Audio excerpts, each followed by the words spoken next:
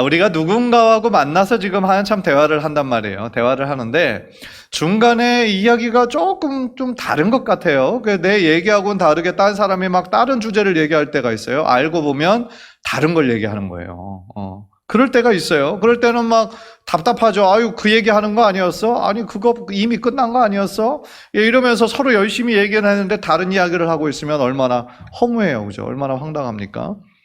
반대의 경우도 있어요. 다른 이야기인 줄 알았는데, 다른 표현이어서 다른 이야기인 줄 알았는데, 다 듣고 보니까, 그게 바로 내가 말하고 하는 거였어. 그거 약간만 다르게 표현한 거지, 솔직히 그게 바로 내 마음이야. 그게 바로 내 얘기야. 할 때가 있잖아요. 맞장구를 칠 때가 있는 것이죠. 오늘 본문은 정확하게 그 장면을 우리들에게 말씀해 주고 있는 것 같아요. 겉으로 보면은 조금 달라 보일지 모르겠어요. 그러나 이 바울하고 이 예수의 12 그 사도는 똑같은 복음을 전하고 있었다라는 것이죠. 이게 바로 이제 그 사도들과 바울의 이야기를 오늘 좀 할 건데, 그들의 부르심은 달랐고 또한 그 복음을 전하는 대상은 달랐어요. 그러나 그 복음을 전하는 복음의 내용은 다 똑같은 것이었다라는 것이죠. 그러니까 복음 자체가 틀리거나 복음 자체의 문제가 아니었고 부르심의 대상만 달랐을 뿐이다라는 거예요. 따라서요, 복음의 기원도 역시 사람이 아니라 혹시 어떤 교회의 어떤 유력한 전통이나 또한 힘 있는 사람들이 아니라 바로 그 복음의 기원도 오직 예수 그리스도에게 있음을 다시 한번 확인하고 있다라는 것이죠. 안전을 바라기를 오늘 말씀을 통해서요, 오늘을 살아가고 있는 우리에게 또한 하나님께서 깨닫기를 원하시는 하나님의 뜻이 무엇일까 우리가 잘 귀 기울여 듣고 또한 하나라도 우리들의 마음에 새기고 돌아가는 귀한 은혜의 시간이 되기를 주님의 이름으로 간절히 축원합니다. 먼저 오늘 본문의 배경을 좀 살펴보기를 원하는데요, 오늘 본문 2장 1절을 보면 이 바울과 바울의 일행이 오래간만에 예루살렘에 지금 방문을 하고 있어요.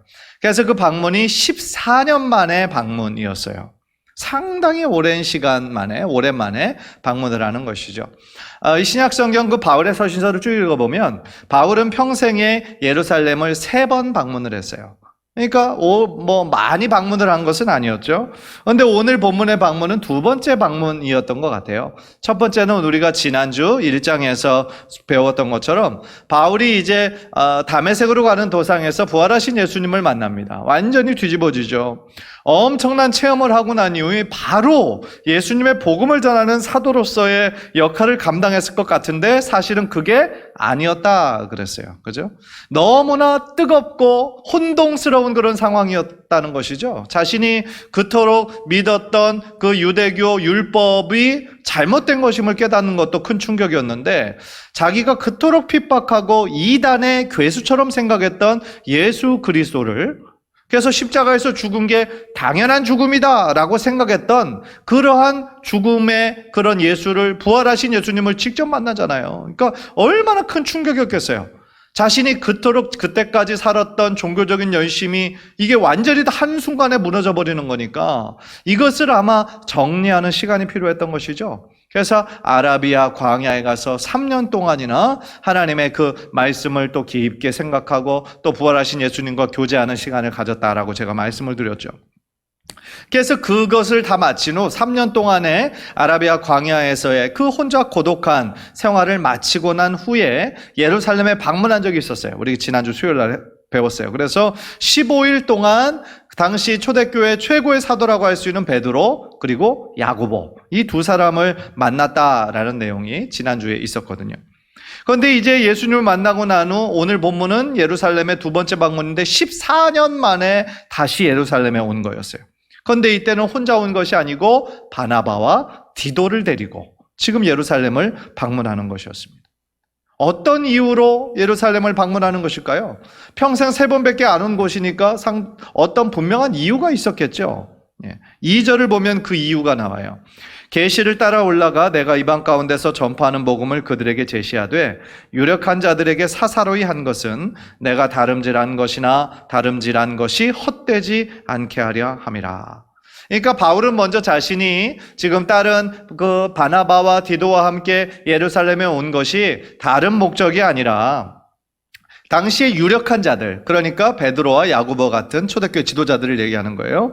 그들에게 자신이 지금 전하고 있는 복음의 내용이 과연 맞는 것인지, 그들이 전하고 있는 복음과 혹시나 다른 것은 아닌지, 그것을 확인하기 위해서 왔다라는 거예요.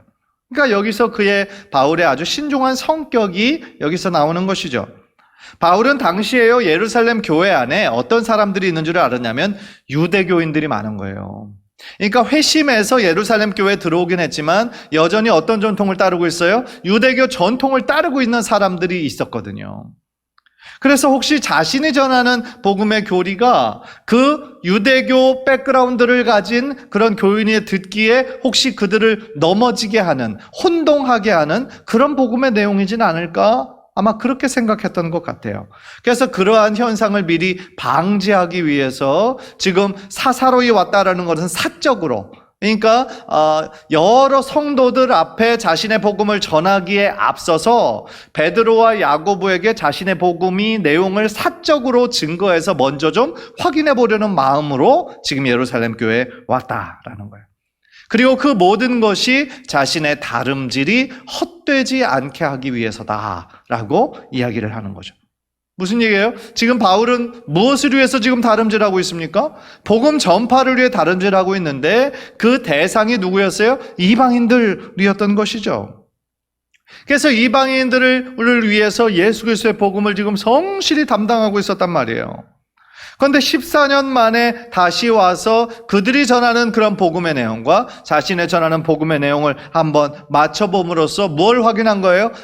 같은 복음의 내용, 같은 예수 그리스도의 부활을 우리가 증거하고 있는데 부르심의 대상만 다른 거였구나 라는 것을 확인하는 것이죠.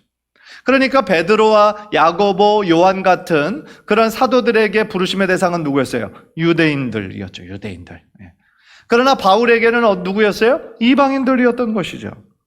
따라서 우리가요, 오늘 본문에 나오는 이 사도 바울의 모습을 통하여서 첫 번째로 배우는 것은 뭐냐면요, 우리가 신앙생활 하는 데 있어서 나의 부르심을 끊임없이 확인하고 점검하는 시간이 있어야 된다라는 거예요. 당시 바울은요, 제가 지지난주에도 말씀드렸던 것처럼 당시 그 교인들에게 이렇게 의심의 눈초리로 바울을 쳐다보는 사람이 많이 있었어요. 가장 먼저 문제를 삼은 게 바울의 사도권, 네가 정말 사도가 맞느냐라는 거. 그리고 그것에 대해서 의심하기 시작하니까 바울이 전하는 복음이 그게 진짜 복음 맞냐? 이렇게 바울에 대해서 무시하고 의도적으로 깎아내리는 사람들이 너무나 많이 있었던 것이죠. 그래서 바울은 늘 자신의 사도권의 문제를 모든 서신서에서 이렇게 얘기를 했었는데 갈라디아에서는 더 특히 많이 그것을 강조하고 있다고 말씀을 드렸어요. 그래서 이 사도권은 이것이 다른 사람들에게 받은 것이 아니고 다른 유력한 유명한 베드로나 요한 같은 사람에게 받은 것도 아니고 나는 이 사도권을 부활하신 예수 그리스도께 직접 받은 거다라고 그 기원이 하나님께 있음을 막 증거하고 있는 것이죠. 다시 한번 오늘 본문을 묵상하며 느끼는 것은 뭐냐면요, 사도 바울은 정말 자신의 부르심이 무엇인지 너무나 잘 알고 있었고 자신이 중간중간 가면서 내가 가는 이 길이 정말 맞는 것인지에 계속 점검하는 마음으로 자신의 부르심만을 따라서 갔다라는 거예요. 그러니까 자신의 살아가는 그 이유와 목적을 중간중간 체크하면서 더욱더 선명하게 그리고 열정적으로 주님의 복음을 전하는 삶을 살았다라는 거예요. 갈라디아서 1장 16절 우리 한번 화면을 통해 다 함께 읽겠습니다. 시작. 그의 아들을 이방에 전하기 위하여 그를 내 속에 나타내시기를 기뻐하셨을 때에. 무슨 이야기예요? 하나님께서 자신을, 그러니까 부활하신 예수 그리스도가 자신을 직접 만나주신 그 분명한 이유가 있다라는 거예요. 그 이유가 뭐예요? 예수 그리스도의 복음을 이방인들에게 전하게 하기 위해서 자신과 같은 사람을 만나주셨다라는 거죠. 다시 말하면 예수의 복음은 유대인들에게만 필요한 것이 아니라, 그러니까 유대인들은 전통적으로 자신들만 하나님의 선민, 하나님의 선택된 민족이라고 생각했잖아요. 그러니까 끊임없이 자기들과 이방인들을 구분했잖아요. 뭘로 구분했을까요? 할례의 유물을 가지고 구분을 했어요. 혈통을 가지고 구분을 하고. 그러니까 끊임없이 자신들만의 하나님의 선민이기 때문에 자신들만 구원이 있다라고 생각을 한 거죠. 그런데 바울 서신을 읽어보면 그 사실에 대해서 얼마나 바울이 그거에 대해 잘못된 거라고 얘기를 합니까? 그러니까 아브라함의 자손, 아브라함의 혈통인 것이 구원의 조건이 아니라 뭐가 믿음의 조건이라고 말씀하는 거예요? 오직 믿음이, 이신칭의의 믿음이, 은혜의 복음이 너를 구원하는 것이지 우리의 조상이 아브라함인지 아닌지가 그게 중요한 것이 아니다라고 말씀을 하고 있잖아요. 따라서 하나님의 은혜는, 하나님의 그 구원은 유대인들에게만 필요한 것이 아니라 이 땅에 존재하는 모든 민족에게 다 필요한 것이다 라고 사도 바울은 그렇게 얘기를 했다라는 것이죠. 그래서요, 사도행전 9장 5절을 보면 한번 다 같이 한번 읽겠습니다. 사도행전 9장 5절 시작. 주께서 이르시되 가라, 이 사람은 내 이름을 이방인과 임금들과 이스라엘 자손들에게 전하기 위하여 택한 나의 그릇이라. 그러니까 이 말씀은 지금 하나님께서 누구에게 직접 전하시는 말씀이냐면 아나니아 선지자에게 하신 말씀이에요. 그러니까 이 사도행전 9장의 내용을 묵상해 보면 사울이 바울 되기 이전에 다메섹 도상에서 예수님을 만났을 때 어떤 일이 일어났는지를 설명하면서 강한 빛이 하늘에서부터 임해서 3일 동안 완전히 보지 못하고 식음을 전폐했다라고 그러잖아요. 그래서 그때 그 지역의 아나니아 선지자라는 사람에게 하나님께서 나타나셔서 이렇게 말씀하시는 거예요. 그런데 이렇게 말씀했을 때 그 아나니아 선지자도 마음에 선뜻 이게 가지를 못했어요. 왜냐하면 자신의 주변의 사람들이 이 사울이 어떤 사람인지 너무나 잘 안다라는 거예요. 바로 얼마 전까지만 해도 예수 믿는 사람들을 핍박하고 잡아서 때리고 감옥에 가두고 그런 악랄한 사람이었는데 그 사람이 지금 변화됐는지 안 됐는지 확인할 길도 없는 거잖아요. 그런데 하나님께서 그렇게 꺼려하는 아나니아에게 이 말씀을 해주시는 것이죠. 그래서 이 사울이라는 사람을 하나님께서 창세전에 예정하시고 선택하시고 하나님의 그 도구로 쓰시기 위해서 택한 하나님의 그릇이다 라고 말씀해 주시는 것이죠.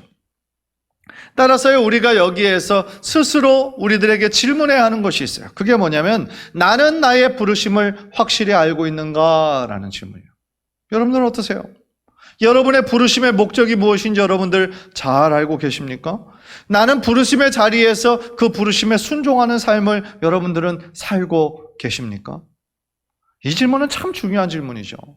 그런데 이 질문은 부르심이라고 했을 때 우리는 꼭 목사나 어떤 선교사님이나 어떤 그런 직업을 가진 사람들만 어떤 하나님의 특별한 부르심이 있는 것으로 생각하는데 사실은 맞지 않아요. 은혜를 받기만 하면 꼭 신학교에 가거나 꼭 선교지에 가는 것만이 하나님의 거룩한 부르심이라고 생각해서는 안 돼요. 물론 한국인의 어떤 그 특별한 열심이 있잖아요. 열정이 있잖아요. 그래서 한국은 선교사를요, 미국 다음으로 이 세계에 많이 파송하는 나라가 되었어요. 참 엄청난 거죠. 미국은 이제 워낙이나 그 기독교의 역사도 길고 워낙이나 대국이잖아요. 그런데 한국은 전체 세계에서 봤을 땐 참 작은 나라거든요. 그런데 이 작은 나라에서 미국 다음으로 선교사를 많이 파송한 나라예요. 무슨 얘기입니까? 하나님께서 그만큼 한국 민족을 사랑하셨을 뿐만 아니라 특별한 열심과 열정을 허락하셨다라는 것이죠. 너무너무 감사한 거죠. 그래서 세계가 사실은 이 단기간 안에 이렇게 복음화가 된 거에 대해서 깜짝 놀라잖아요. 이 한국 사람이 가지고 있는 특별한 열심과 열정과 이 통성기도도 이게 미국 사람들에게는 없는 거거든요. 통성기도가. 그래서 이 통성기도를 번역을 할 때 코리안 스타일 프레어라고 그러든지 아니면 통성기도라고 그대로 얘기를 해요. 통성기도. 왜냐하면 그런 표현이 없어요, 미국에서는. 그러니까 이 한국 사람만 가지고 있는 이 열심이에요. 새벽 기도도 한국에만 있어요. 그러니까 다른 미국에서는 early morning prayer라고 그러는데 그거는 아침 한 7시 좀 모여서 하는 그런 기도인 거지 이렇게 새벽부터 모여서 막 기도하는 민족은 없는 거거든요. 그러니까 하나님께서 우리 한국 민족의 그 열정을 아시고 특별하게 사용하고 계시는 거 그거는 진짜 하나님께 우리가 감사와 영광을 올려드려야죠. 그런데요, 우리가 부르심이라고 했을 때 꼭 그런 어떤 목사가 되든지 아니면 선교사가 되든지 물론 그것 때문에 많은 사역들을 감당하긴 했지만 그렇게만 생각을 한다면 우리는 많은 제약이 있다는 거예요. 그게 아니라는 거예요. 물론 선교지에 직접 가서 복음을 전하는 거, 그것도 너무너무 귀한 부르심이지만 우리들의 삶 가운데 예수의 제자로서의 진정한 그 제자의 삶을 살아내는 거, 우리들의 일상의 삶 가운데 살아내서 예수님의 제자의 향기를 드러내는 것도 너무나 귀한 부르심이라는 거예요. 너무나 귀한 사명이라는 거예요. 예를 들어 여러분들 중에 누가 지금 사업을 하고 계시다면요, 그 사업을 여러분이 하는 사업이라고 생각하지 말고 하나님의 사업이라고 생각하며 하시라는 거예요. 네. 왜냐하면 그 일을 통하여서 결국 하나님께 영광을 올려드리고 하나님께 더 많은 것으로 헌신하기 원하고 하나님 나라를 확장하기 위해서 지금 여러분들 그 사업을 하시는 거라 생각을 한다면, 그리고 그렇게 기도한다면 하나님께서 왜 축복하시지 않으시겠어요? 예. 그래서 저는 우리 교회 장로님들, 또 우리 교회 안수 집사님들, 집사님들 지금 사업하시는 분들 계시잖아요. 사업 잘 되게 달라고 저는 기도합니다. 왜냐하면 그 사업을 통해서요, 결국 우리 인간의 힘과 노력으로는 한계가 있잖아요. 한계가 있어요. 이 사업이 아무리 다 열심히 하죠. 사업하는 사람들 다 목숨 걸고 하죠. 그러나 하나님께서 길을 열어주셔야 되는 것이 많아요. 하나님께서 어떤 특별한 축복의 만남을 허락하셔야 맡겼던 것이 확 뚫리게 되거든요. 그런데 그 모든 만남을 주장하시는 게 누구예요? 하나님이시잖아요. 따라서 하나님 하늘의 문을 열어달라고, 축복의 만남을 허락해달라고 매일같이 기도해요. 그러니까 여러분들 지금 사업을 하시는 분들은요, 그런 마음으로 기도하세요. 이 사업이 내 사업이 아니라, 이 사업이 내 이름 좀 드러내고 우리 가족 잘 먹고 잘 살기 위한 거가 아니라 정말 하나님의 이름이 높이 드러나는 하나님의 사업 되기 원합니다. 하나님의 일에 더 많이 쓰임받기를 원합니다. 그런 마음으로 사업하실 때 하나님께서 거기에 합당한 축복과 은혜를 내려주실 줄 믿습니다. 예. 사업뿐만 아니라 직장생활도 마찬가지예요. 직장생활도 마찬가지고, 누군가 가르치는 그런 입장에 서 있다면 그것도 마찬가지. 학생들에게 단순히 지식을 전수하는 사람이 아니라 예수님을 사랑하는 그 마음을 은연중에 좀 보여줄 수 있는, 그런 교사 되게 해달라고 기도하시면 되고요. 또한 우리가 다른 사람을 섬기고 봉사하는 일, 그런 일도 많이 있잖아요. 연세 드신 분들 또 하는 그런 청소하는 거라든지 경비를 서는 거라든지, 그런 모든 일들을 통해서도 결국 내가 사람을 그냥 위해서 다른 사람에게 잘 보이기 위해서 하는 것이 아니라 마치 주님을 대하듯이, 골로새서에 나온 말씀처럼 주님을 대하듯이 최선을 다해서 섬기고 나는 최대한 낮아지고 다른 사람을 높여주면 그 주변의 사람들이 우리들의 그런 봉사와 섬김과 헌신을 통하여서 내가 믿고 있는 하나님의 영광과 하나님의 향기가 은연중에 드러나게 될 줄 믿습니다. 그게 부르심이에요. 그게 사명인 것이죠.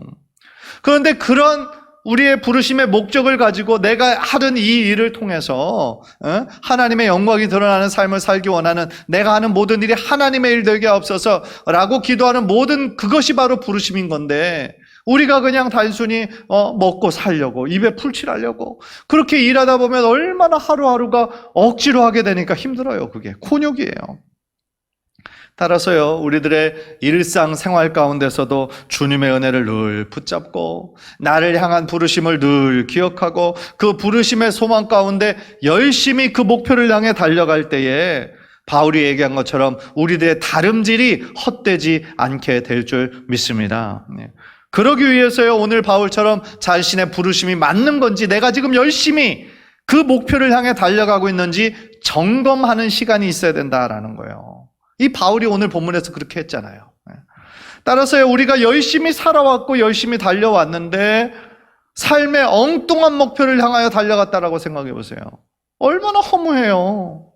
열심히 살아왔다라고 생각했는데 그거를 어떤 목표를 이루려고 막 가족들도 다 내팽겨치고 오직 일 중독으로 살아왔는데 어느 정도 그것을 이루었다고 생각하고 딱 뒤를 돌아보니까 나를 따라오는 가족이 하나도 없는 거예요.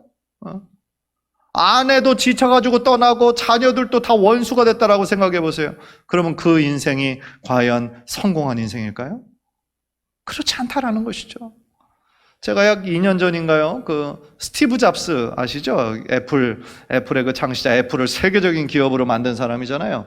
스티브 잡스의 삶을 다룬 영화가 나왔다고 그러길래 그 영화를 어떻게 그렸나 해서 이렇게 봤어요.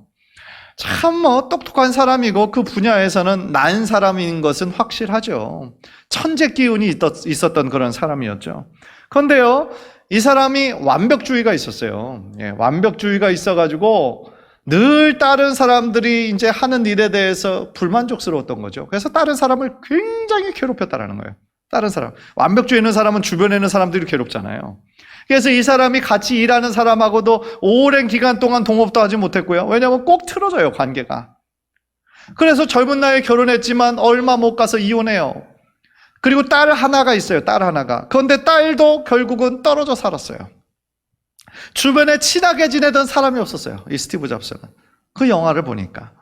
그래서 그런 외로운 삶을 산 것이 정말 지금도 세계적인 기업이고 애플 하면 모든 나라에서 다 아는 그런 삶을 살았지만 과연 그것이 성공한 인생일까? 생각해보면 글쎄요, 그는 정말 행복했을까? 아닌 것 같아요. 사랑하는 성도 여러분, 우리가요 이 땅 살면서 성공하기 원하는 마음이 있어요. 그러나 과연 하나님 앞에서는 어떤 삶이 성공한 삶일까요? 오늘 본문의 바울처럼 자신을 향한 부르심을 알고 그거 부르심을 온전히 이루기 위해서 끝까지 달려가 완수한 사람, 그 사람이 하나님께서 성공한 사람이라고 부르지 않으실까요? 한 절에 바라기는 우리의 인생 가운데 살면서 세상의 어떤 돈과 성공과 명예를 향해 달려가는 그런 인생이 아니라 나를 향한 주님의 부르심을 명확하게 알고 또한 그 길로 성실하게 열심히 그 믿음의 길로 달려가 하나님 앞에 칭찬 듣는 그런 복된 인생 모두 되시기를 주님의 이름으로 간절히 축원합니다. 두 번째로 바울은요, 우리들에게 무엇을 말씀하시냐면은 복음의 진리 안에서 자유하라고 우리들에게 말씀하고 있어요. 한번 따라해 봅시다. 복음의 진리 안에서 자유하라. 이 자유라는 말, 너무 좋은 말이죠. 그 자유는요, 어떤 자유냐면 예수 그리스도 안에서의 자유예요. 율법의 굴레에서부터의 자유를 의미하고 있는 거예요. 제가 갈라디아서 첫 번째 말씀드렸을 때 갈라디아서의 별명이 있어요. 그게 뭐냐면 자유의 복음이다 그랬어요. 기독교 자유의 대헌장 같은 그러한 성경이 바로 갈라디아서다라고 말씀을 드렸어요. 그런데요, 이 초대교회 안에, 그러니까 바울이 이제 그 선교 활동을 열심히 하던 때에 그 교회 안에 그 유대교 출신 그리스도인들이 많이 있었는데 그 사람들이 그 믿는 것에는 어떤 조항이 있었냐면 크리스찬의 그런 자유, 성령 안에서의 자유를 제한하려고 하는 많은 굴레들이 있었어요. 그게 뭐냐면 예수의 복음만으로는 불충분하다라는 거예요. 예수의 복음만으로는 구원이 온전히 이루어지지 않고 예수의 복음을 믿는 것만으로는 멈추지 않고 할례를 받아야 된다. 모든 믿는 자들은 할례를 받아야 된다라고 주장을 했던 거예요. 그러니까 여전히 모세의 율법대로 할례를 받지 않으면 능히 구원을 얻지 못한다라고 얘기를 한 거예요. 여러분 뭔 잘 아시잖아요. 구약시대 그 족장시대 이후부터 하나님의 백성이라고 하는 외적인 표시였어요. 그것은 아브라함의 후손이라고 하는 어떤 언약의 징표 같은 것이었죠. 그런데요, 이것은 구약시대에는 유효했는지 모르지만 신약시대에서는 더 이상 유효하지 않아요. 신약시대에서는 세례, 물세례라고 하는 것으로 대치가 되었죠. 즉 뭐예요? 외적인 표시, 외적인 육체적인 어떤 표시보다는 뭐가 더 중요하다는 거예요? 우리 마음의 할례, 우리들의 내적인 표시가 훨씬 더 중요하다라는 것이죠.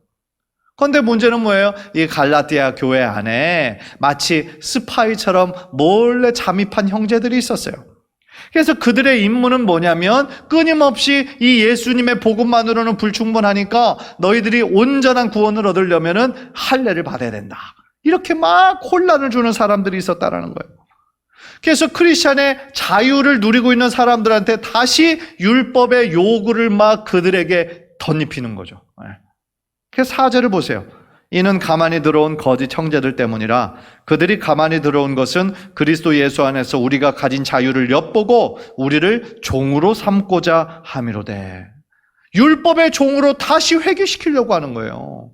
예수 그리스도의 복음이 그 율법의 그런 굴레에서 온전히 자유케 만들어 주셨는데 다시 이 갈라디아 교인들로 침입한 유대인들이 다시 율법의 시대로 회귀하려고 하는 것이죠. 그래서 이 얼마나 어리석은 시도예요. 따라서 바울에게는요, 이 할례의 그리고 유무가 전혀 중요한 것이 아니었다는 것이죠. 왜냐하면 구원은 할례를 행함으로 얻어지는 게 아니에요. 그렇잖아요. 율법을 지킴으로써 얻어지는 것도 아니에요. 오직 예수 그리스도의 보혈이 나의 죄 때문이라는 것을, 예수 그리스도의 십자가의 능력이 있고 구원이 있음을 믿고 믿음으로 고백하고 나아가는 자들에게 은혜로 주어지는 것이지 어떤 행함으로 얻어지는 것이 아니기 때문인 것이죠. 따라서요, 그들은 참 크리스찬들이 아니라 율법주의자들이었던 거예요. 그런데 사도 바울은요, 거기에서 그 사람들의 잘못된 가르침에 조금도 타협하지 않았어요. 그래서 3절을 보면 자신의 동역자 데리고 온 사람이 디도가 있었는데 디도는 이방인이었어요. 그러니까 이스라엘 사람들의 관점에서 볼 때는 헬라인이었기 때문에 이방인이에요. 그러면 할례를 받아야 되는 거예요. 단순히 예수님의 복음을 전하는 그런 일을 감당하기 이전부터 크리스찬이 되려면 할례를 받아야 된다라고 이 갈라디아에 있는 잘못된 교리를 가지고 있는 사람들은 그렇게 믿었던 거예요. 그렇다면 바울이 약간 좀 타협을 하는 사람이었다라고 한다면 디도에게 아유 이렇게 안 해도 되는데 다른 사람들이 다 이렇게 가지고 또 문제를 삼네. 그러니까 시끄럽지 않게 하려면 그냥 네가 받아. 이러고 넘어갔을지도 몰라요. 만약에 그렇게 타협하는 사람이었다면. 그런데 바울은 절대로 그런 스타일이 아니었죠. 그래서 5절을 보면 이렇게 얘기하죠. 그들에게 우리가 한시도 복종하지 아니하였으니 이는 복음의 진리가 항상 너희 가운데 있게 하려 함이라. 말씀을 하는 거예요. 그러니까 바울은요, 참 어떻게 보면 목표를 향해 달려가는 사람이죠. 목표를 향해. 그러니까 일 중심적인 사람이었어요. 사역 중심적인 사람이었어요. 그런데 이 복음의 진리를 전하는 데 있어서는 하나님께서는 그 바울 같은 그런 막 고집이 있고 그 어떤 목표를 향해 막 앞으로 달려가는 이런 사람을 또 하나님께서 사용하신 것이죠. 그래서 이 바울에게는 그런 사람들의 그 얘기하는 주장하는 것이 절대로 타협할 가치가 없다라고 생각을 한 것이죠.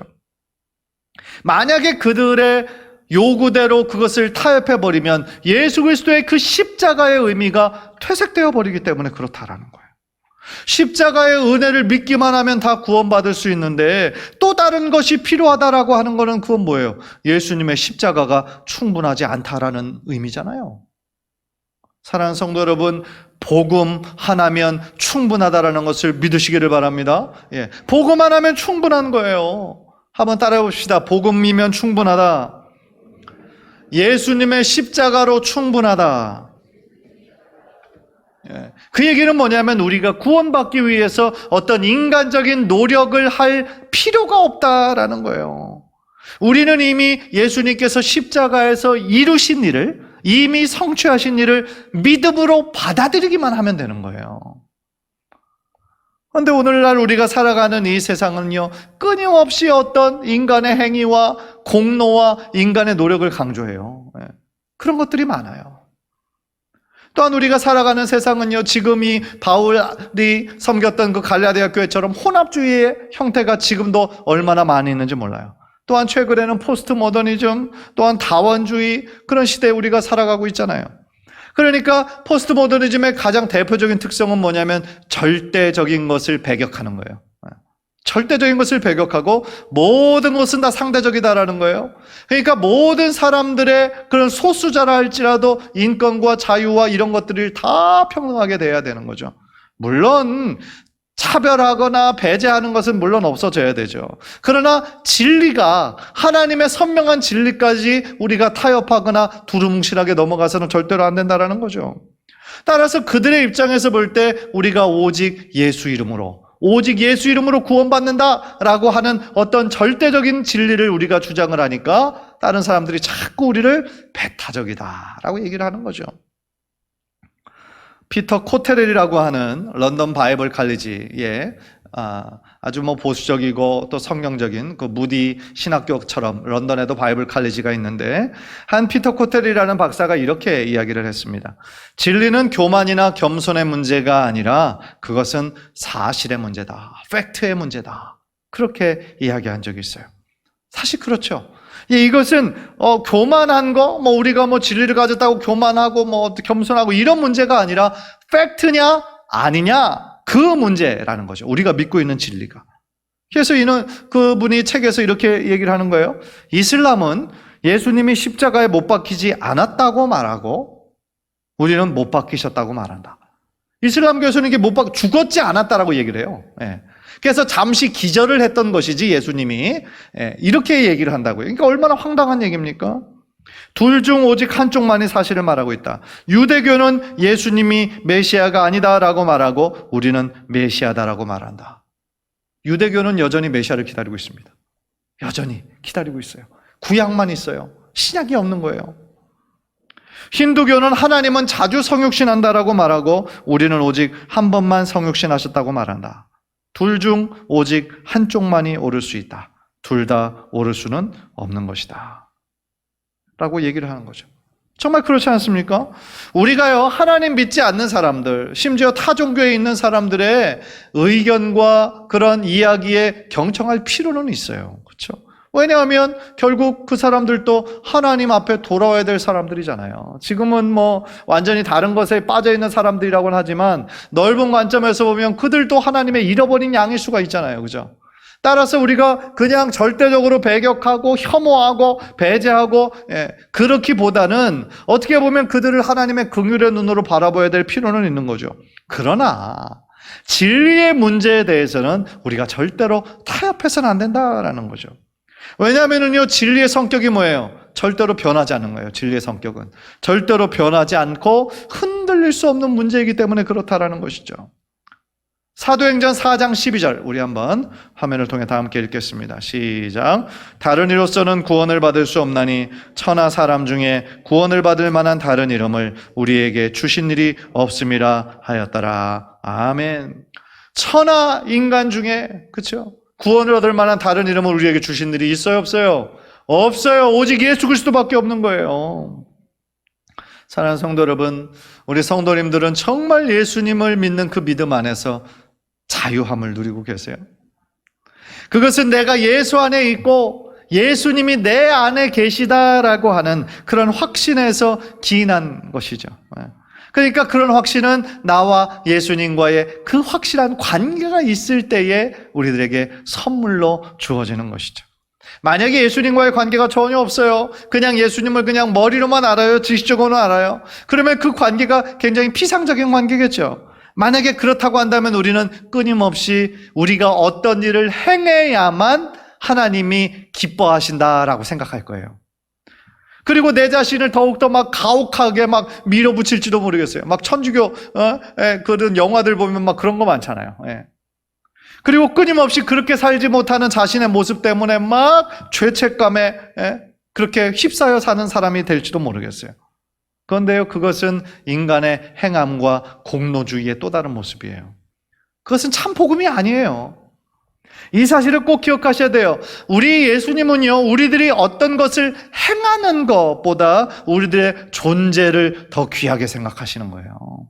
다시 말하면 우리가 어떤 착한 행동을 해서 예수님이 감동하시는 것이 아니라요, 우리들의 존재 자체가 하나님의 기쁨이 된다라는 거예요. 이거 얼마나 놀라운 복음입니까? 따라서 우리가 하나님의 자녀라고 하는, 나는 주님 앞에 사랑받는 존재라고 하는 그러한 확신이, 그러한 당당함이 여러분들 모두에게도 있으시기를 주님의 이름으로 간절히 축원합니다. 그 자유함은 오직 성령님께서 주시는 귀한 선물이라는 것이죠. 우리 마지막으로 고린도후서 3장 17절 우리 한번 다 함께 읽겠습니다. 시작. 주는 영이시니 주의 영이 계신 곳에는 자유가 있느니라. 할렐루야. 성령님이 우리와 함께 하시면 성령님이 주시는 뭐가 있어요?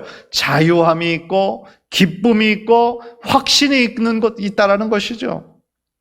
간절히 바라기는 우리 안에 늘 내주하시고 동행하고 계시는 그 성령님께서 주시는 참 기쁨과 참 자유가 우리 성도님들의 삶에 늘 흘러넘치는 축복의 인생 되시기를 주님의 이름으로 간절히 축원합니다.